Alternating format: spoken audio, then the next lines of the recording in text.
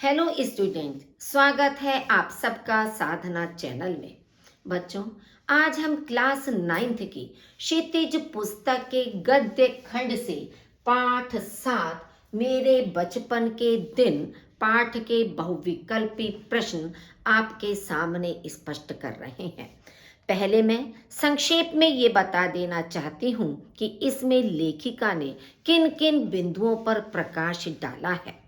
मेरे बचपन के दिन पाठ महादेवी वर्मा के द्वारा लिखित एक संस्मरण है जिसे उन्होंने अपने बचपन की उन यादों के सहारे लिखा है जब वह सुभद्रा कुमारी चौहान के साथ पढ़ती थी। इसमें उन्होंने तत्कालीन समाज में लड़कियों के प्रति अपनाए जाने वाले दृष्टिकोण पर प्रकाश डाला है कि उस समय लड़कियों की स्थिति अच्छी नहीं थी।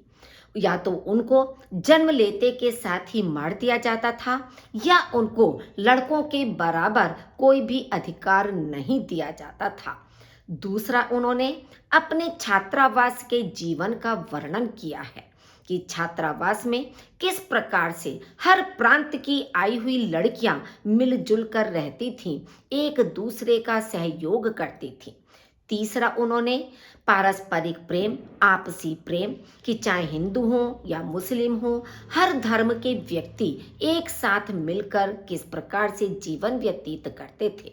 और चौथा प्रकाश उन्होंने डाला है स्वतंत्रता आंदोलन का कि स्वतंत्रता आंदोलन के संघर्ष में किस तरह से हर व्यक्ति अपनी अपनी भूमिका निभा रहा था, देश को स्वतंत्र कराने के लिए अपनी तरह से योगदान दे रहा था।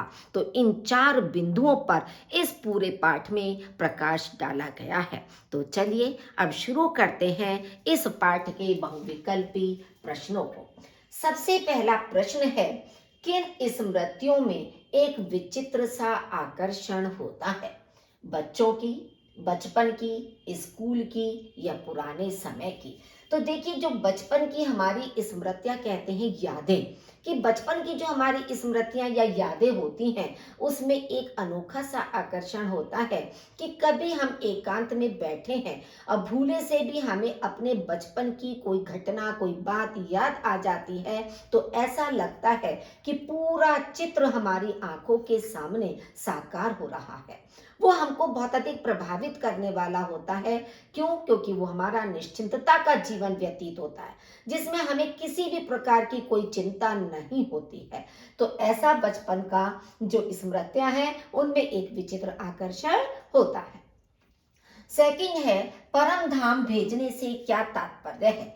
परम धाम भेजने से तात्पर्य होता है मार देना। परम धाम का मतलब है स्वर्ग भेज देना, जीवन को समाप्त कर देना। तो ये मार देना इसका सही विकल्प होगा।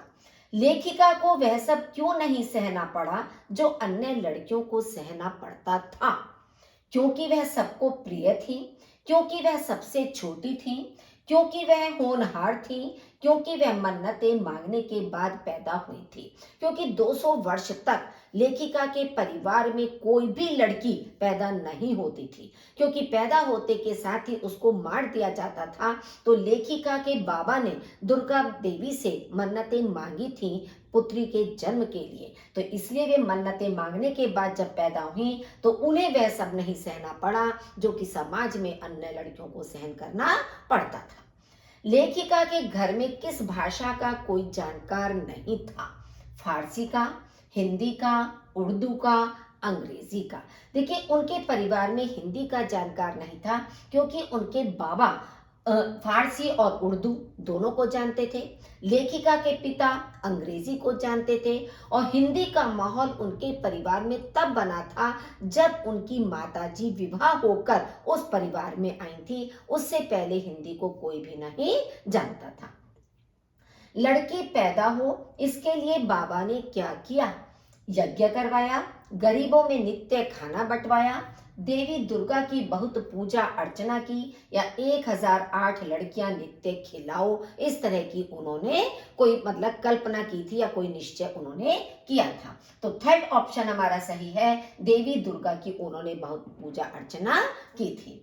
लेखिका अपने परिवार में कितने वर्षों बाद पैदा हुई? 2 वर्षों बाद, 20 वर्ष बाद, 200 वर्षों बाद या 2000 वर्षों बाद। 200 वर्षों के बाद लेखिका का परिवार में जन्म हुआ था। 200 वर्ष तक उनके परिवार में कोई भी लड़की नहीं रही। लेखिका के बाबा उसे क्या बनाना चाहते थे? विदुषी, कवित्री, अध्यापिका या लेखिका? विदुषी देखिए विद्वान का अपोजिट होता है, एक तरह से विद्वान पुल्लिंग होता है, विदुषी स्त्रीलिंग होता है। तो इसलिए लेखिका के बाबा उसे विदुषी बनाना चाहते थे कि मतलब वो बहुत अधिक योग्य बने, बहुत अधिक मतलब जानकारी उसको हर चीज की हो। तो इस तरह से वे उसको विदुषी बनाना चाहते थे। मौलवी साहब को देखकर लेखिका ने क्या किया? भाग गई, जोर से चिल्ला उठी, चारपाई के नीचे छिप गई, दरवाजे के पीछे छिप गई, क्योंकि उनके बाबा चाहते थे कि लेखिका उर्दू फारसी सीखें। लेकिन लेखिका की उर्दू फारसी सीखने में कोई दिलचस्पी, कोई रुचि नहीं थी। और यही कारण था कि जब भी मौलवी साहब उन्हें उर्दू फारसी सिखाने आते थे तो वे चारपाई के नीचे छिप जाते थे। पूजा पाठ के समय लेखिका क्या करती थी? पूजा करती थी, बैठकर संस्कृत सुनती थी, चुपचाप बैठी रहती थी या छिप जाती थी। तो जब पूजा पाठ के समय लेखिका की माताजी लेखिका को अपने पास बैठाती थी और वे संस्कृत में श्लोक बोलती थी या संस्कृत में कोई भी पाठ करती थी, तो उस समय लेखिका बैठकर संस्कृत को ध्यान से सुनती थी। नेक्स्ट है आपका, लेखिका को कौन से कॉलेज में भेजा गया? Crosthwaite college, Crosthwaite church college, Crosthwaite boys college या क्रॉस्थवेट गर्ल्स कॉलेज? तो आपका ये है क्रॉस्थवेट गर्ल्स कॉलेज। देखिए नाम इसका भी यही है, लेकिन जब बॉयज का अलग है, गर्ल्स का अलग है, तो इसलिए हम केवल इसको नहीं कह सकते हैं। तो क्रॉस्थवेट गर्ल्स कॉलेज में उनको भेजा गया। लेखिका की माँ की विशेष रुचि थी खाना बनाने में, गीता पढ़ने में, भाषा सीखने में या बात करने में? लेखिका की माँ की विशेष रुचि गीता पढ़ने में थी। लेखिका के मेस की क्या विशेषता थी? सभी धर्मों के लिए अलग अलग व्यवस्था थी, सभी धर्मों के अनुयायी एक साथ खाते थे, सबको अपने पसंद की खाने की आजादी थी या मांस मछली साप्ताहिक मिलता था? क्योंकि उसमें अलग अलग प्रांतों से अलग अलग धर्म की लड़कियां पढ़ने आती थी। कोई मान लीजिए महाराष्ट्र से आई है, तो कोई गुजरात से आई है, तो कोई बंगाल से आई है, कोई कहीं से आई है। तो सबकी पसंद का खाना तो अलग अलग मेस में नहीं बनता था। सभी धर्मों के अनुयायी जो भी भोजन उसमें बनता था वो सब एक जैसा ही भोजन खाते थे या एक साथ मिलकर ही उसको खाते थे। लेखिका के स्कूल के छात्रावास में एक कमरे में कितनी छात्राएं थीं? 6, 8, 4 या 3? एक कमरे में 4 छात्राएं वहां पर होती थीं। जागिए कृपा निधान पंछी बन बोल किसकी पंक्तियां हैं, जो कि उनके घर में गाया जाता था? तो ये आपकी मीराबाई की पंक्तियां हैं। क्यों? क्योंकि देखिए सूरदास ने भी श्री कृष्ण पर लिखा है इस तरह से। लेकिन जागिए कृपा निधान पंछी बन बोल, ये जो पंक्तियां हैं ये मीराबाई के द्वारा लिखे गए पदों से ली गई है। महादेवी किससे छिपा छिपा कर कविता लिखती थी? सुभद्रा से, अपनी हिंदी शिक्षिका से, अपने पिता से या अपने परिवार से? सुभद्रा कुमारी चौहान उनके छात्रावास में उनके कमरे में ही रहने वाली उनकी साथी थी, जो कि उनसे 2 वर्ष बड़ी थी। तो वे सुभद्रा कुमारी तो कविताएं बहुत समय से लिखती चली आ रही थी, वे उसके लिए प्रख्यात भी हो चुकी थी। तो उन्हें ये लगता था महादेवी वर्मा को कि सुभद्रा कुमारी तो इतनी अच्छी कविताएं लिखती हैं, मैं उनके सामने कुछ भी नहीं हूँ। तो इसलिए वे उनसे छिपाकर कविताएं लिखती थी कि ताकि उनकी हंसी ना बने, उनका मजाक ना बनाया जाए, तो वे सुभद्रा से छिपा छिपा कर कविताएं लिखती थी। लेखिका अपनी रचनाएं किस पत्रिका के लिए भेजती थीं? स्त्री तर्पण, स्त्री दर्पण, स्त्री सुधा या स्त्री संघर्ष? स्त्री दर्पण आपका सही विकल्प है, तर्पण नहीं होता है, स्त्री दर्पण पत्रिका का नाम है। लेखिका अपनी रचनाएं आनंद भवन किसका केंद्र बन गया? स्वतंत्रता सेनानियों का, हिंदी प्रेमियों का, हिंदी प्रचार का या स्वतंत्रता के संघर्ष का? आनंद भवन स्वतंत्रता के संघर्ष का केंद्र बन गया था। 1917 में कौन सी घटना घटी? सत्याग्रह आंदोलन हुआ, रॉलेट एक्ट लागू हुआ, पावा पैक्ट साइन हुआ या रेल लूटी गई? सही विकल्प है कि 1917 में सत्याग्रह आंदोलन हुआ था। आनंद भवन किससे संबंधित था? गांधी जी से, नेहरू से, श्यामा प्रसाद से या हेडगेवार से? तो ये आनंद भवन नेहरू जी से संबंधित था। लेखिका को चांदी का कटोरा क्यों मिला? कक्षा में प्रथम आने पर, कविता गायन पर, स्वतंत्रता आंदोलन की सफलता पर या उपरोक्त सभी? क्योंकि कविता गाने के लिए महादेवी सुभद्रा कुमारी चौहान के साथ साथ महादेवी वर्मा भी चाहती थी, तो दोनों ही कविताओं का गायन करती थी अपनी अपनी। तो कविता गायन पर लेखिका को पुरस्कार के रूप में चांदी का कटोरा मिला था। कवि सम्मेलनों की अध्यक्षता कौन करता था? हरिऔध जी, श्रीधर पाठक, रत्नाकर जी या ये सभी? ये जितने भी तीनों प्रसिद्ध लेखकों के साहित्यकारों के नाम लिखे गए हैं, तो कवि सम्मेलन की अध्यक्षता ये सभी जो प्रख्यात साहित्यकार थे, ये सभी इसकी अध्यक्षता करते थे। लेखिका और उसकी सहेलियां जेब खर्च से पैसे किसके लिए बचाती थीं? घूमने के लिए, देश की स्वतंत्रता के लिए, पढ़ाई के लिए या गरीबों के लिए? तो लड़कियों को अपने अपने परिवार से, अपने घर से जेब खर्च के लिए जो पैसा मिलता था, वे उसमें से थोड़े थोड़े से पैसे बचा कर रखती थी देश की स्वतंत्रता के लिए, कि जब भी बापूजी आते थे तो वे उनको वे पैसे एक सहायता के रूप में दे देती थी। लेखिका को किस बात का दुख था? बापू द्वारा कटोरा लेना, बापू द्वारा बात न करना, बापू द्वारा कटोरा न लेना, बापू द्वारा कविता सुनाने को ना कहना? कि जब वे पुरस्कार के रूप में मिले हुए चांदी के कटोरे को महात्मा गांधी जी के पास लेकर गई, कि वे जेब खर्च से बचाए हुए पैसे देने के लिए बापू के पास गई, जब वे आनंद भवन में आए हुए थे, तो वे साथ में अपना चांदी का कटोरा भी खुशी में दिखाने के लिए ले गई थी। तो बापू ने उनसे वह चांदी का कटोरा ले लिया, लेकिन उन्हें दुख इस बात का हुआ कि उन्होंने चांदी का कटोरा ले लिया, कोई बात नहीं, लेकिन उन्होंने ये नहीं कहा कि तुम्हें किस कविता पर यह पुरस्कार मिला है, मुझे वह कविता सुनाओ। तो बापू द्वारा कविता सुनाने को ना कहने का उन्हें बहुत अधिक दुख हुआ था। सुभद्रा कुमारी की चांदी के कटोरे पर क्या प्रतिक्रिया हुई? बहुत खुश हुई, उसमें खीर खाने को कहा, उन्होंने उसे मांग लिया या उपरोक्त कोई नहीं?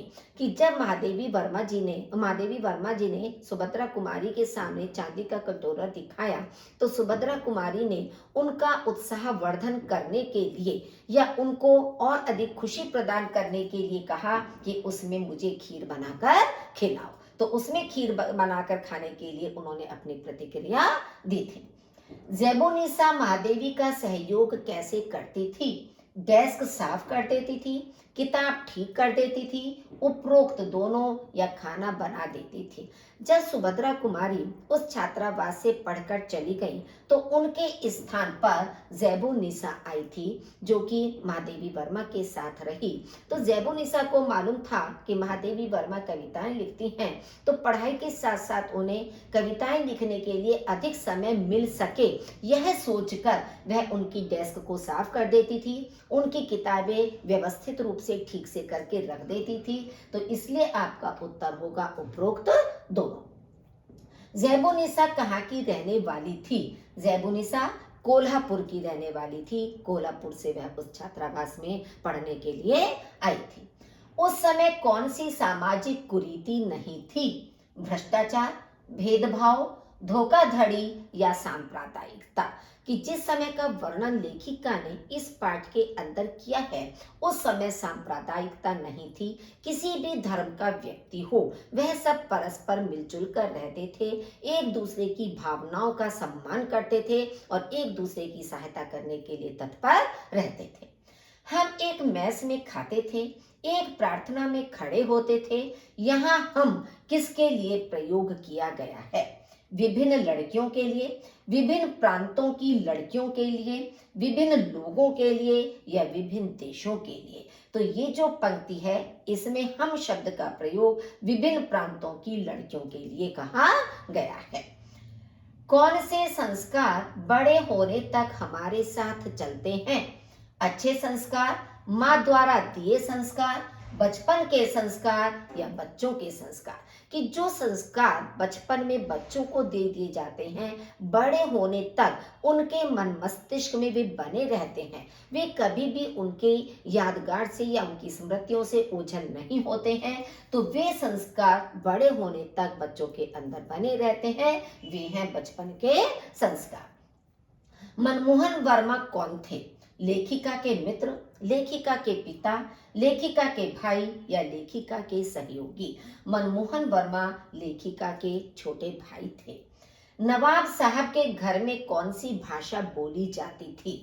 हिंदी, उर्दू, अवधी या बंगाली? जो जवारा के नवाब हैं, जिनका वर्णन पाठ के अंदर दिया गया है कि दोनों एक ही कंपाउंड में रहते थे। जवारा के नवाब भी वे मुस्लिम थे और लेखिका का परिवार हिंदू परिवार था। तो दोनों के बीच में बहुत अधिक पारस्परिक मेल इसमें दिखाया गया है, बहुत अधिक प्रेम भाव अपनत्व इसमें दिखाया गया है। तो उनके परिवार में अवधी भाषा बोली जाती थी। प्रोफेसर मनमोहन वर्मा आगे चलकर जम्मू यूनिवर्सिटी के डैश रहे? वाइस चांसलर, प्रोफेसर, अध्यापक या प्रिंसिपल? तो लेखिका के छोटे भाई मनमोहन वर्मा आगे चलकर जम्मू यूनिवर्सिटी के वाइस चांसलर बने। अब इसका प्रश्न आपका दूसरे रूप में भी आ सकता है कि मनमोहन वर्मा किसके वाइस चांसलर रहे? तो आप कहोगे जम्मू यूनिवर्सिटी के। यह प्रश्न आपसे पूछा जाए जम्मू यूनिवर्सिटी के वाइस चांसलर कौन थे, तब आप इसमें कहोगे प्रोफेसर मनमोहन वर्मा। या ये भी आपका पूछा जा सकता है लेखिका के भाई मनमोहन वर्मा। तो इस प्रश्न को 2-3 तरीके से आपसे पूछा जा सकता है। लेखिका के छोटे भाई का नाम मनमोहन किसने रखा था? लेखिका ने, लेखिका की माँ ने, लेखिका के पिताजी ने या लेखिका की ताई साहिबा ने? उनका ये नाम मनमोहन वर्मा लेखिका की ताई साहिबा ने लिखा था। ताई साहिबा कौन थी?